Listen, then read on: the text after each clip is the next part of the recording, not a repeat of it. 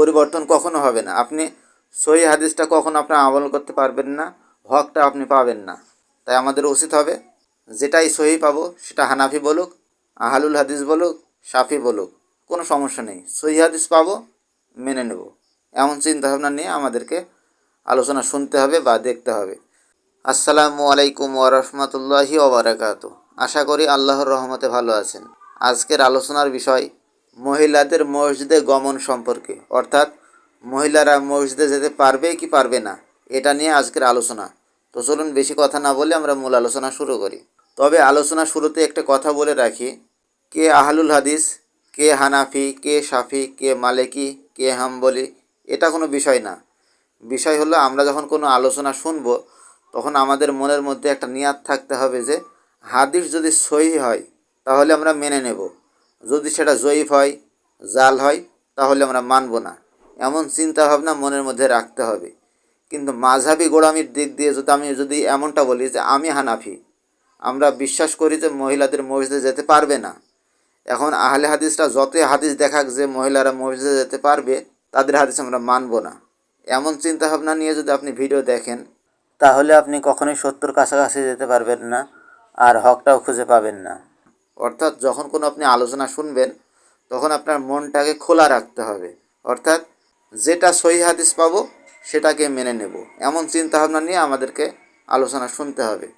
তো কিছু কিছু ক্ষেত্রে হানাফি মাযহাবের অনুসারীরা এমনভাবে আহলুল হাদিসদের বিরোধিতা করে যে আহলুল হাদিসরা বা সালাফি মানহাজের অনুসারীরা যদি বলে 2 আর 2 4, তারা বিরোধিতা করার জন্য 5 বলবে, 3 বলবে, তবুও তারা 4 বলতে রাজি হবে না। তারা মনে মনে জানে যে 2 আর 2 4, কিন্তু প্রকাশ করবে না, কারণ যদি প্রকাশ করে তাহলে মনে করবে যে এটা আহলে হাদিস বলেছে, এখন আমরাও যদি 2 আর 2 4 বলি তাহলে তো আমরাও আহলে হাদিস হয়ে গেলাম। কিন্তু না, কখনোই আমরা আহলে হাদিস না, অর্থাৎ আমরা 2 আর 2 5 বলবো, না হয় 3 বলবো, তবুও আমরা 4 বলবো না। যদি এমনটা হয় তাহলে আপনার পরিবর্তন কখনো হবে না, আপনি সহি হাদিসটা কখনো আপনার আমল করতে পারবেন না, হকটা আপনি পাবেন না।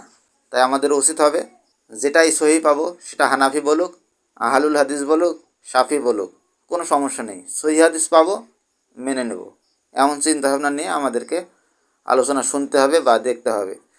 তো মহিলারা মসজিদে যেতে পারবে কি পারবে না, এটা নিয়ে আজকের আলোচনার প্রথম হাদিস সহিহ বুখারী হাদিস নাম্বার 867।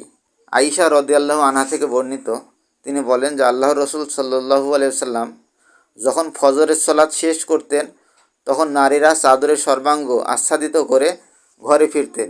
অন্ধকারের দরুন তাদেরকে চেনা যেত না। তার মানে বোঝা যাচ্ছে যে মহিলারা মসজিদে যেতেন, তারা তো দিনের বেলাতে যেতেন, এমনকি তারা রাতেও মসজিদে যেতেন। পরের হাদিসটা আমরা দেখি, সহিহ বুখারী হাদিস নাম্বার 872। এখানে বলা হয়েছে, আয়েশা রাদিয়াল্লাহু আনহা থেকে বর্ণিত, আল্লাহর রাসূল সাল্লাল্লাহু আলাইহি ওয়াসাল্লাম অন্ধকার থাকতেই ফজরের সালাত আদায় করতেন।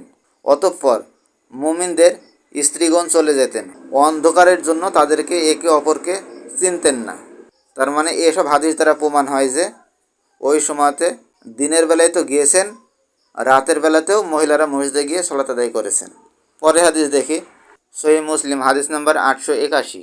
বিলাল ইবনু আবদুল্লাহ ইবনু উমার রাদিয়াল্লাহু আনহু থেকে বর্ণিত, তিনি আবদুল্লাহ বলেন, রাসূল সাল্লাল্লাহু আলাইহি ওয়াসাল্লাম বলেছেন, মহিলাদের মসজিদে যাওয়ার অধিকারে তোমরা বাধা দিও না, তারা যদি তোমার নিকট অনুমতি চায়। বেলাল বলেন, আল্লাহর শপথ, অবশ্যই আমরা তাদেরকে বাধা দেব। ইবনু উমার উত্তরে বলেন, আমি তোমাকে রাসূল সাল্লাল্লাহু আলাইহি ওয়াসাল্লামের নির্দেশ সম্পর্কে অবহিত করছি, আর তুমি বলছো তাদেরকে অবশ্যই বাধা দেব। তার মানে তাদেরকে বাধা দেওয়া যাবে না, যেহেতু আল্লাহর নবী বলেছেন তাদেরকে যেতে দিতে হবে, তারা যদি যেতে চায় তাহলে যেতে দিতে হবে। পরের হাদিস সুনানে আবু দাউদ হাদিস নাম্বার 567।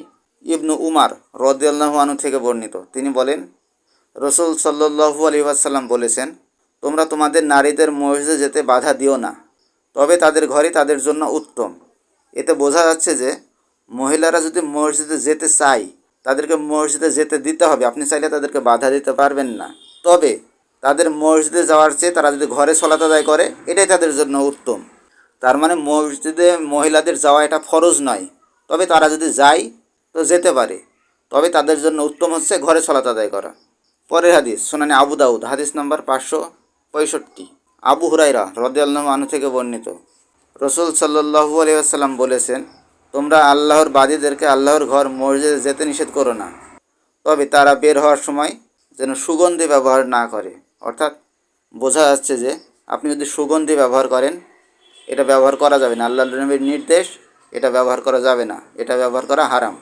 তো মোটের পরে যে হাদিসগুলো আমরা দেখলাম, এখানে স্পষ্টভাবে প্রমাণ হয় যে মহিলারা মসজিদে যেতে পারবে, তবে উত্তম হচ্ছে তাদের বাড়িতে সলাত আদায় করা।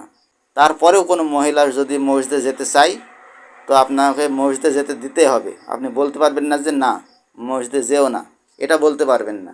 তবে তাদের জন্য উত্তম হচ্ছে বাড়িতে সলাত আদায় করা।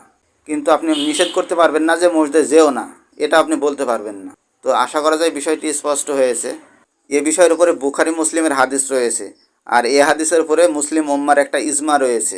অতএব এখানে জেনে শুনে আমাদের কারো গোড়ামো করা উচিত নয় যে না, আমরা মসজিদে যেতে দিব না, এটা বলা যাবে না। তবে তারা যদি যেতে চায় তো যাবে, দিনের বেলাতে যাবে, রাতে যদি যেতে চায় তবুও যাবে, হাদিস দ্বারা স্পষ্ট বোঝা যায়। তবে উত্তম হচ্ছে বাড়িতে সলাত আদায় করা। আশা করা যায় বিষয়টি স্পষ্ট হয়েছে। জি, শুক্রিয়া, জাযাকুমুল্লাহু খাইরান, বারাকাল্লাহু ফিকুম। ধৈর্য ধরে ভিডিওটি দেখার জন্য।